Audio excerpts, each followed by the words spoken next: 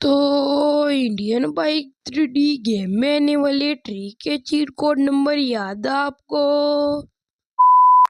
तो hello guys, welcome to my Neurocast भी का स्वागत है एक मजेदार वीडियो में। तो आज हम बताने वाली है इंडियन बाइक 3D गेम में आने वाले ट्री के चीट कोड नंबर। तो ओके, हमको करना है टेप टेप का तरीके आपको कुछ इस तरह का ऑप्शन, तो वहाँ पर आपको डायल करना है T6। तो उस पर कॉल करते आ जाएगा हमारे इंडियन बाइक 3D गेम में आने वाला ट्री।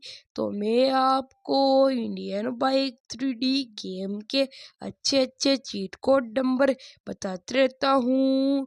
तो नया गेमिंग उन्होंने चैनल को लो सब्सक्राइब, वीडियो कर लो लाइक।